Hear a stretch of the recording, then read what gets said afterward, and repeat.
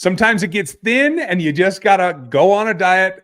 The Chiefs aren't going to have a rice for a little bit, but what does that mean this week and beyond today on Locked On Chiefs? From the land of the free and the home of the Chiefs, this is the Locked On Chiefs podcast. Welcome back, friends and neighbors. Hope you're doing well. We're brought to you today by FanDuel. You can get there, and $5 bet is going to get you $200 guaranteed in bonus bets right now at FanDuel.com to get started. We're going to get started about all the topics of the week, a little bit elongated week this week, with Matt Jarrett joining us from ChiefsDigest.com, as he always does midweek. Thank you for joining us. Thank you guys for being here. Make sure you like, sub, hit the bell on YouTube. Join us on Spotify and Apple Podcasts. Get it all over there. Go to ChiefsDigest.com and Chiefs Digest on YouTube to get Matt's content. You get my stuff at NFL 33. I have a piece coming out today, as well as Around the World at NFL 33 and RGR Football. You can even get Rogue Analytics this time of year if you really, really like to. Lots of concepts there. Saints are next up on the docket, and there's a couple of things about them that are a little quirky. We're going to get into it later in the show. Andy has to make some adjustments to what this week's going to look like versus post-bye and what we've seen to this point. That's coming up next. But we start right where we have to start, Matt. At this point, I've seen no update on Rashee Rice's condition. And no matter what, they're not going to have him this week. So it is moving on to the low-carb diet pun that you're going to have to get things done without your main staple food right now on the plate. A, do you think that there's any way that is not the case? And B, what would be your primary goal? What do you replace the rice with in your main dish? Yeah, you're right. I mean, the Chiefs will not have Rashee Rice this week, and certainly for the foreseeable future. We'll see how much the long term is, since we still haven't had any definitive information coming out, and there's still some moving parts to that whole thing. But the Chiefs, it is next man up. I mean, it's the proverb there. So, what do the Chiefs do? And I've heard a lot of consternation and concern over the last few days about the Chiefs need to go out and get some help. Won't be any help this week. If they do, it's going to be from the practice squad. They have Justin Ross, Nico Remigio, Montrell Washington that they can tap into. I think Ross is the most likely candidate that they would probably bring up, at least elevate for this week to give him an extra body. But, for concerns that this offense is going to suddenly start looking a lot like 2023 again, I point to the big difference here is that you've got Xavier Worthy in that room. And that's a guy that can stretch the field in a way that nobody on that team last year could. So, how do you replace him? Xavier Worthy's not going to take over Rashee Rice's role. That's not their games. They're two different receivers. So other guys are going to fill in there. I would expect you'd see a little bit of Justin Watson, Juju Smith-Schuster. Will Sky Moore get more snaps? The drop last week might hurt him there. Ross might actually be a guy who comes in and gets a little bit more work, but I don't think there's any doubt. I mean, that the guy that the Chiefs are going to have to feature more is Xavier Worthy. Because if you can get him going and, in that crosser for the first down at the end of the game was another good example of a way that you can get Xavier Worthy involved. If you get Worthy a bigger part of the game plan, you can help out and take a little bit of the pressure off Kelsey, get him involved. That's how you can have a different offense than you had a year ago. So I think that's going to be a big part of what the Chiefs try and do against the Saints is trying to get Worthy established early. They'll probably lean on the ground game a little bit more than they normally would. They will certainly have Kareem Hunt. We will see if they have Clyde Edwards-Helaire. I think the plan is to get him on the field this week. Whether he plays Monday night remains to be seen, but certainly looks like the Chiefs are going to return him to practice this week to get him an opportunity just to start getting his legs under him, knock off some of the rust, and go from there. So in terms of balance on the offensive side, does this make you want to lean into the run a bit more? It's been more productive to begin this season than it has in any season I can remember. And you do have multiple aspects there, especially if Clyde comes back. You have 4 viable backs in that offense that you think you can probably run or at least pass behind. Does that a way that I think is counterintuitive to what Andy usually does, but does he have to go outside of what he normally does in this particular week?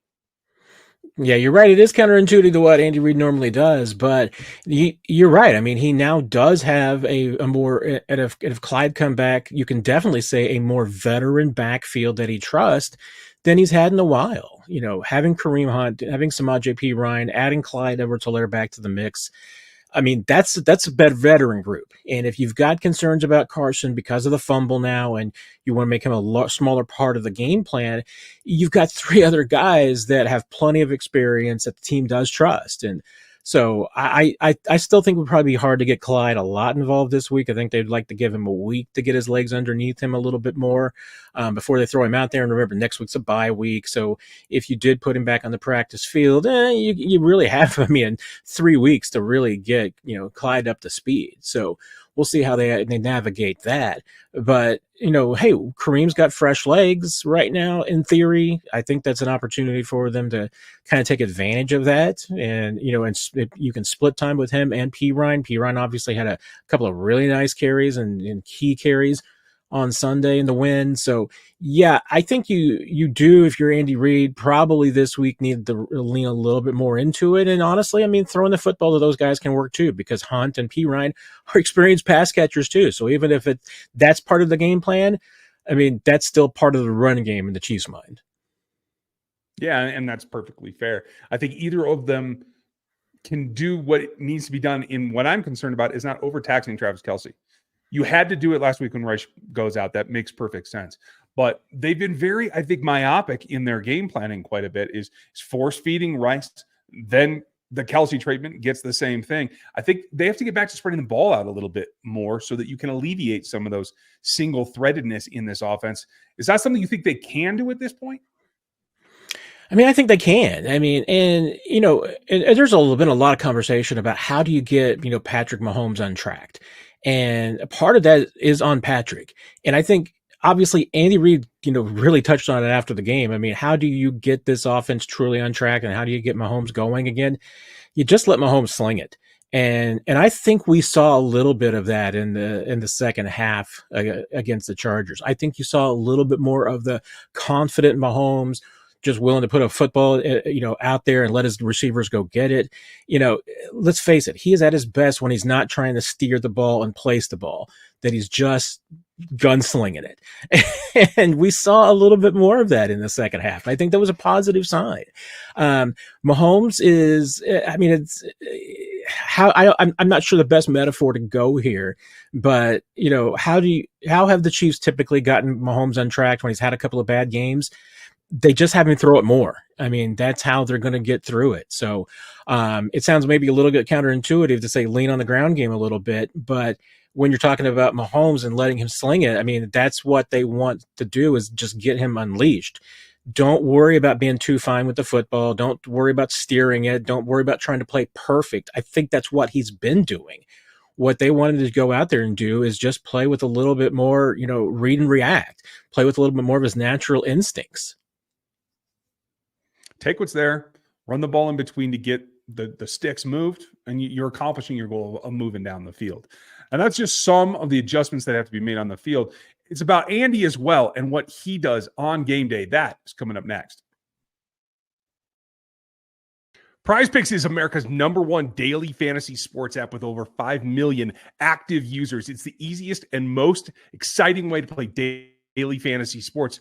And unlike other apps, PrizePicks, you just bet you against the numbers. Super simple. All you have to do is go more or less on 2 to 6 players of your choosing in a projection and watch the winnings roll in. Right now, they're giving you a deal. Caleb Williams, 1 yard. We've seen this deal for Patrick Mahomes before.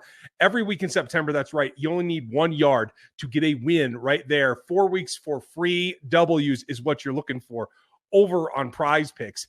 I really love that one. I love the over-under on Patrick Mahomes because it's about targets versus yards, and you can always get something that's Chiefs-related as well. So check it out. Download the PrizePicks apps right now. Use our code LOCKEDONNFL, and you get $50 instantly when you play $5. That's code LOCKEDONNFL on PrizePicks to get $50 instantly when you play $5. You don't even need to win to receive that $50 bonus. It's guaranteed. PrizePicks, run your game.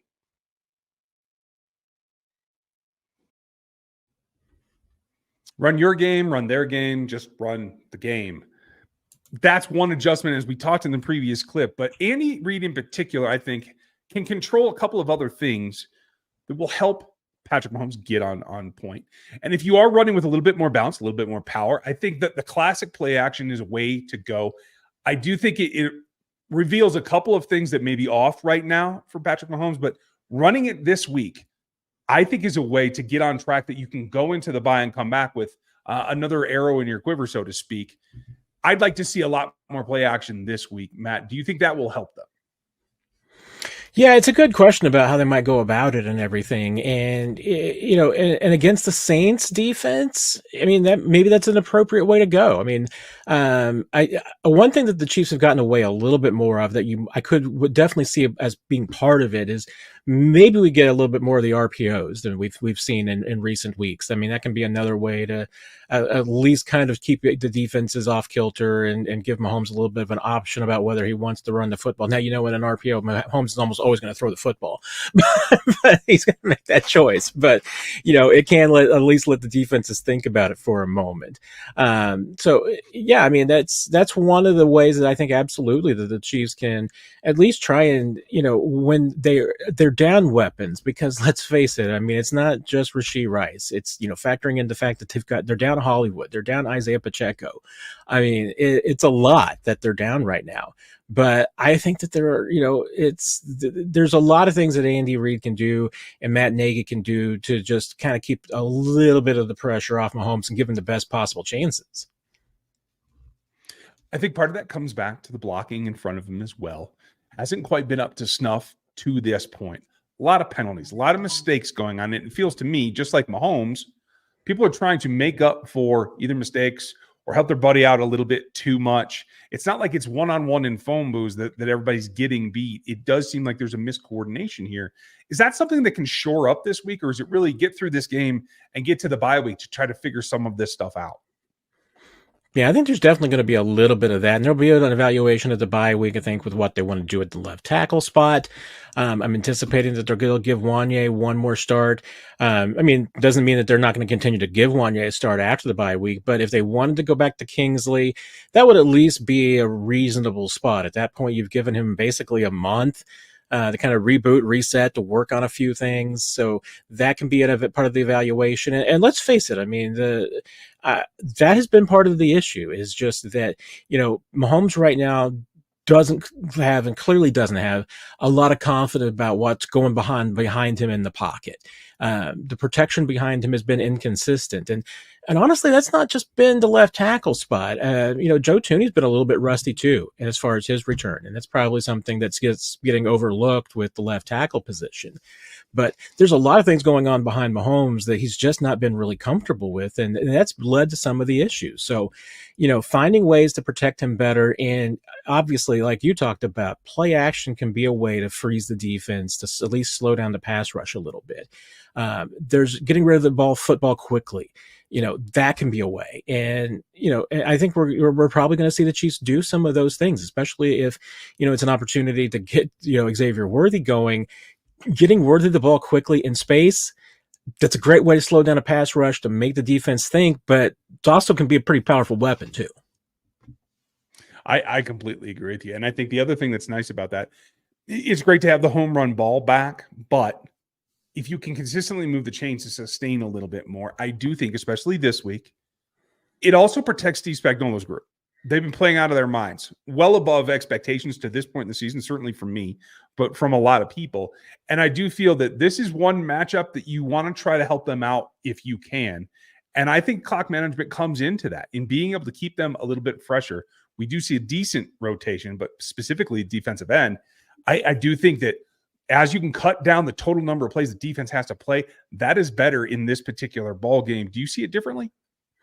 Well, you're absolutely right. I mean, to me, that's going to be a goal pretty much every week, is that until the Chiefs, feel some confidence with the back end of their rotation and they're able to get maybe a Cam Thomas and a Marlon Tuipulotu up to speed, they really need to take a little bit of that pressure off the front four. And one of the things that they have going for them, especially when it comes to, stopping the ground game, and Alvin Kamara is going to be another one of those challenges this week, is that, Chris Jones is playing out of his mind.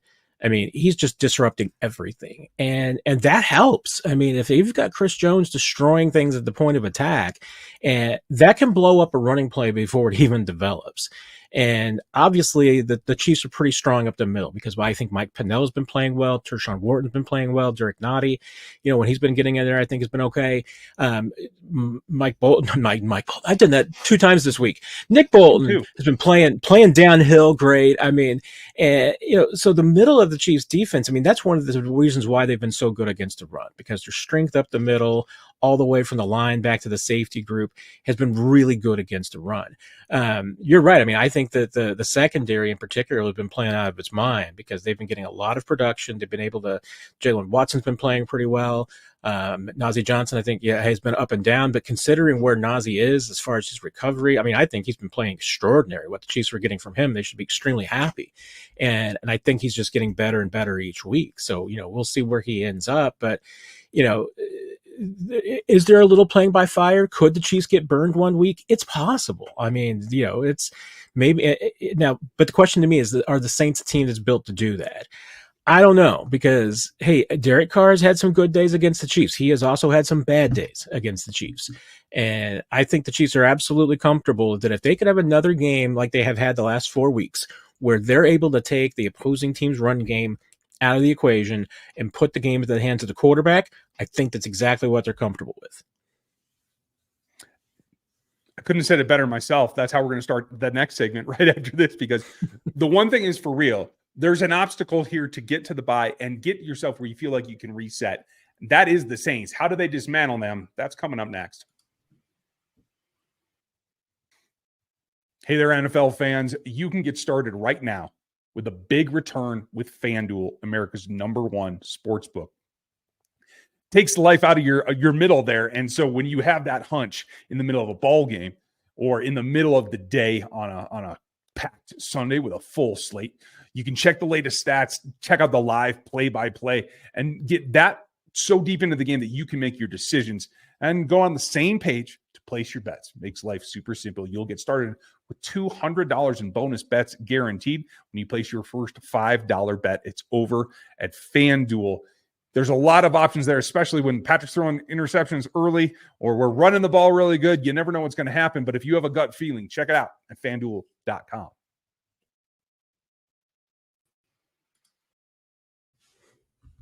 NFL is 3 times as much as you want because you get 2 doses a day from 2 personalities, and that adds up more than 2 + 2. So check out Locked On NFL today for the new format, twice daily. I think you'll dig it.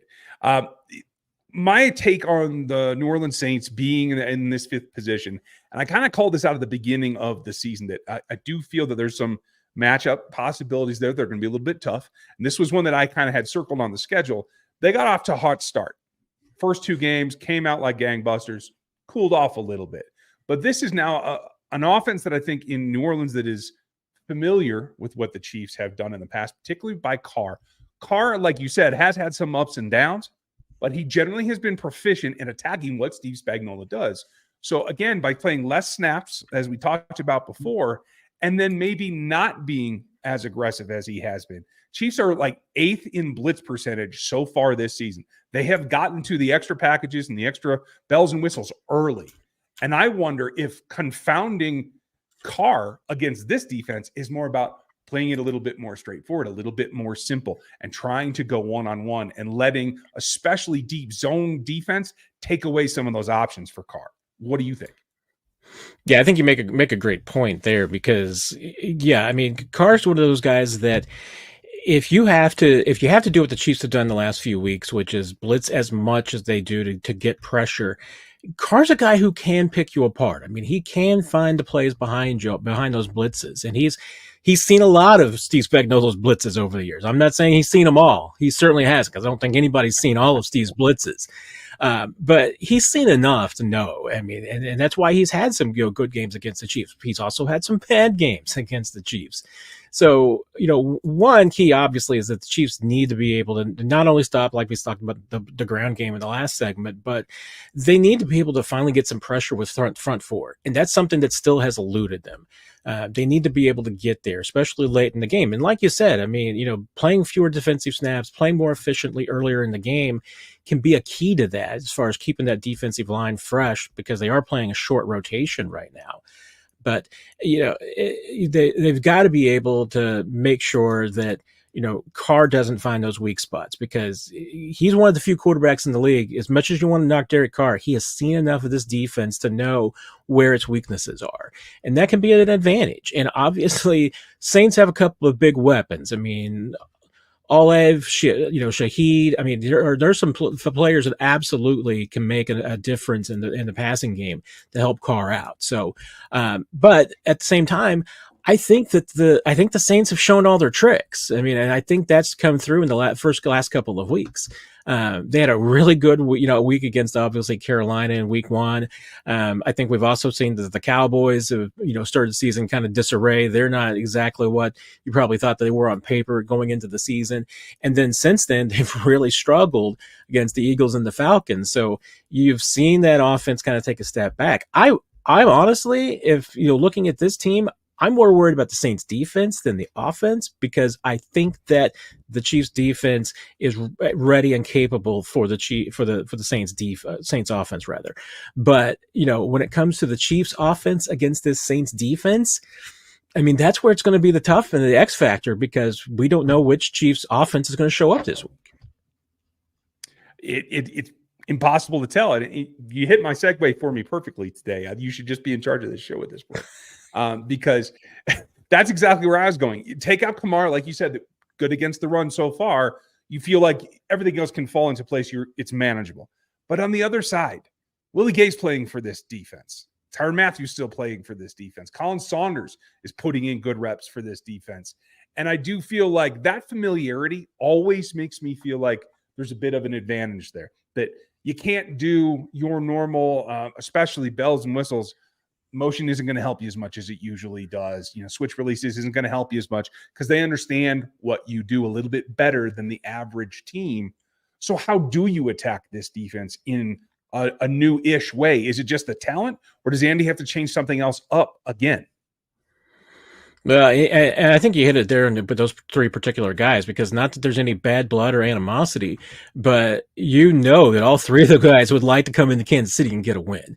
And there's nothing I think that Tyrann Mathieu would love more than coming into Arrowhead Stadium and getting an interception or getting a sack against Mahomes. Like I said, it's not bad blood. It's just competitiveness. It's just the fire that these guys have and the emotion that they play with. And those are 3 of the more emotional guys on the defense that you're ever going to see. So I expect them to be absolutely amped up and hyped up for this one big time. And Chiefs offense going to have to be ready for that. I mean, they've got to find a way to neutralize and make sure that they're identifying those guys, because Tyrann Mathieu is still Tyrann Mathieu in a lot of different ways.